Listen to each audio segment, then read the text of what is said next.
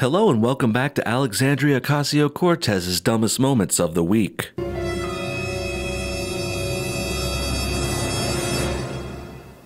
What a time it is now to be alive. Not only do we have the Straight Pride Parade wrapping up this past weekend and proving to be a radical success for various reasons, but also we've got every liberal and their mother taking the bait on this story as well. And it's not just all the average regular run-of-the-mill leftists who are getting triggered this week. Many big names in the media and politics are falling for this troll job, hook, line, and sinker, really showing your true colors when you're literally protesting and advocating against a completely harmless and totally positive pro-straight people event. Some liberals know protesting this looks bad too. That's why they've turned to lying and making shit up about it, to try and make it look worse. You know, since there's nothing really wrong being done here, nor is anything negative being said by the straight pride side, so this has made the left resort to making shit up about us. Basically, they hate us, and what we stand for too, but since we didn't really do anything wrong, they have to lie and say shit about us that's simply not true, and it's not proven either. That way they can at least try and have a fake excuse for why they're attacking the Straight Pride Parade. That finally brings us to the subject of today's video. AOC and her goon squad have had a lot to say about the Straight Pride Parade this weekend, and you'll never guess what they're claiming now. Alex's first tweet really shows her true colors too. It says, "For men who are allegedly so proud of being straight, they seem to show real incompetence at attracting women to their event. Seems more like a I struggle with masculinity parade to me. Hope they grow enough over the next year to support and join LGBTQ fam next #Pride." Okay, wow. So many things wrong here, I kind of struggle deciding where to start. First of all, there was plenty of women in the parade, obviously. Perhaps there was a few more men than women, sure, but that's not even something I noticed until she pointed it out. It's not like it was all men or anything, and it wasn't even a big majority of men, like 80 or 90%, like what's being implied here. Maybe it was like 60 or 70% dudes, max, but that's hardly noteworthy. And this isn't just going by my own footage and personal recollection of what I saw there on that day. Even this attached video that AOC is retweeting, even that video shows a lot of girls walking along with the parade. As you can see by this clip playing in the background, which I also recorded me pointing out the women over top of it, well, as you can see here, there were girls all over the place. In fact, there's hardly a frame without girls in them. Now, I will admit that now that I'm paying attention, you can sort of tell there are more dudes, but it's not this big issue like AOC claims. Really, she's lying and blowing these proportions out of proportion,